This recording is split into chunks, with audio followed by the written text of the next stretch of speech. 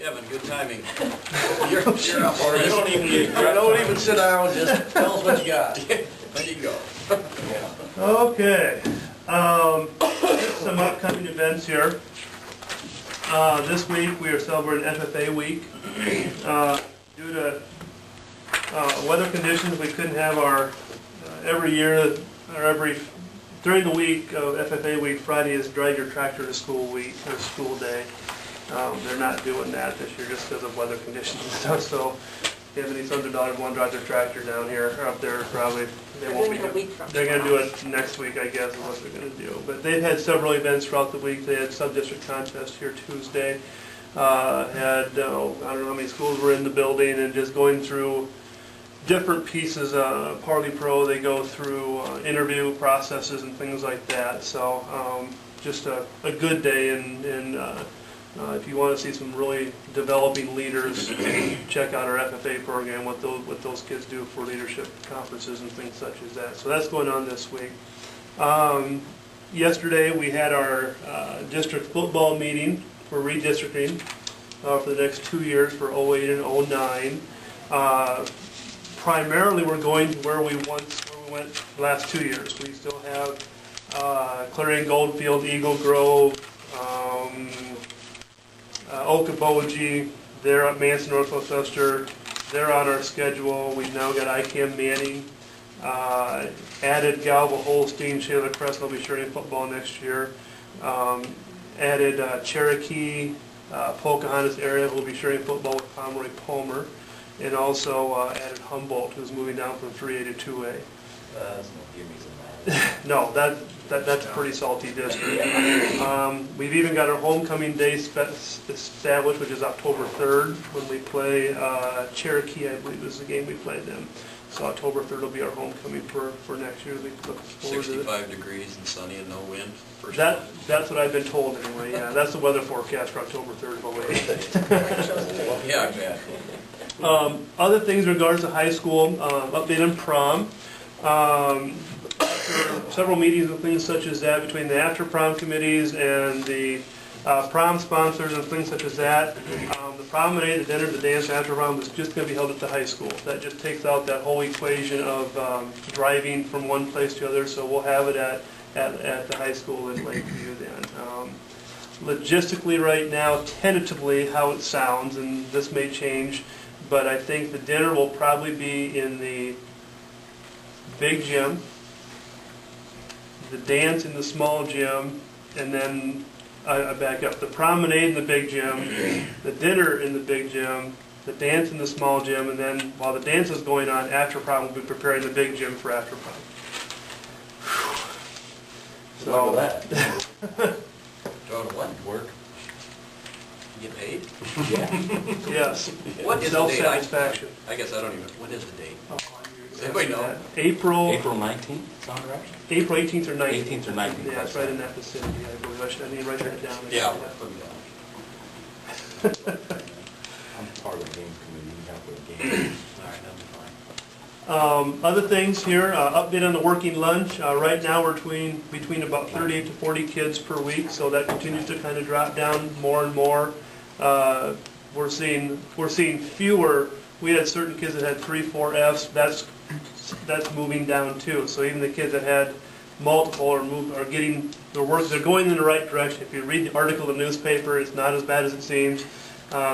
They took the 3 students who obviously did not like the program and had never even been in there. You're saying before. it was a biased interview? Yeah, very much so. I Yeah. think it was a little like the article about how we make decisions about all that. It was right above the snow Yeah, decision. right above it. And I noticed that, I read it and I thought, I wonder if they're going to say that they talked to me because they never had. But it didn't say that. And my advice to her was, you need to talk first and make that decision. Yeah. So she never made that. Okay. But it didn't say they talked to me. Scared them all. Yeah. Yeah. I just tell you where you flip a coin for the snow. Yeah, that looks kind of crappy. Heads were not having it. That's what I tell them. That's why they call it. Oh, that makes sense. Under. Well, whatever. Some other updates in regards to high school. Just you're going to get a letter in the mail as board members about the updated or looking at the academic policy. The Iowa High School Athletic Association has revamp the academic policy. And they had an ICN meeting, about a month ago, and invited all ADs and principals and so on and so forth to attend it. And well, and there was ICN sites throughout the state of Iowa, and I think about 50 people actually watched the ICN thing to hear what they had to say. But at that law conference I was at last week, they talked about the revisions that the Iowa High School Athletic Association is going to be proposing in April and anticipated going into effect on July 1 of '08. And what that'll be, the two biggies are they're going to take that bona fide contestant piece and throw it out. In other words, a student who fails a first semester class can burn that off in whatever sport they want to. They do not have to be a bona fide athlete in that piece of it. Okay. The other thing that they did was, instead of going with 20 school days, and what happened and what caused the biggest controversy with that was they said 20 school days. So all of a sudden you have a snow day in there that extends that 20 days an extra day, or you have whatever, something happens where you just can't have school that day, and they finally said let's get rid of that and kind of follow the suit of the Fine Arts the Music Association, which has gone to 30 days, 30 calendar days. So they said actually, comparably, it's not much of a change. It just makes it cleaner to administer 30 days, no matter what you got in between. Snow day or whatever would happen to jump in there. You're not trying to run into that. Nice Easter break or Christmas break. Yeah. Well, what happened, I guess, was there was some school, the kid wasn't able to wrestle in either districts or such because he was eligible because he had a snow day in between, and extended his ineligibility period an extra day, and that wiped him out of one of the either sectional or district wrestling. They said that's not the intent of that. He would have been eligible to wrestle if he had. But that was the nature of what happened there. So those are the two biggies, but there's a couple other proposed changes that we'll get into. And I'm just going to, the letter will say just call me as you read through it, and if you have any questions at all, please don't hesitate to call me and I can sit down and visit with you one-on-one. Happy to do. We had conferences tonight in both gymnasiums, in the small gym and the big gym, and the overwhelming consensus from the parents was that's a good idea.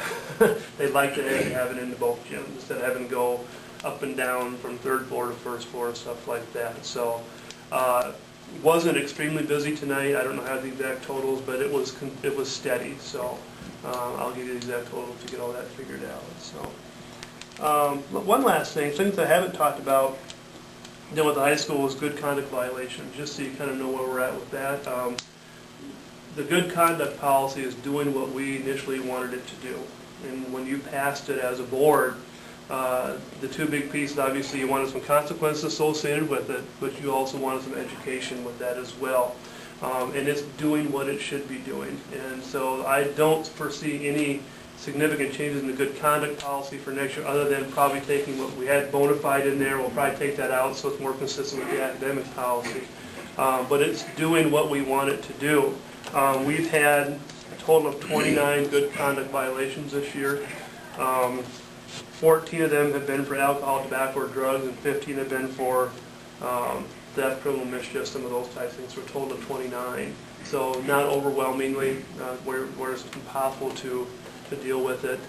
But like I said, with the alcohol and the drugs, then they also have the either 4-week drug evaluation or alcohol evaluation class, or the not 4 weeks, 4-hour drug alcohol evaluation, or the 12-hour one. So, like I said, Telly and I have talked with that, and like I said, we're pleased with how that's functioning, operating. Where are most of them going for that? Seems like their choices are Storm Lake, Carroll, or Fort Dodge. I think Storm Lake seems to be getting a lot of them. Carroll, I know, has also come up there too. Yeah. So some people had contacted Manning, but they don't deal with juvenile. They strictly do adult recovery service. They don't work with. That's what Manning Recovery Center. Yeah, they had asked about that one. They said no, we don't deal with juveniles down here, so I couldn't go there. Yeah. So that's all for me for the high school. Any questions at all? Anything that's come up that?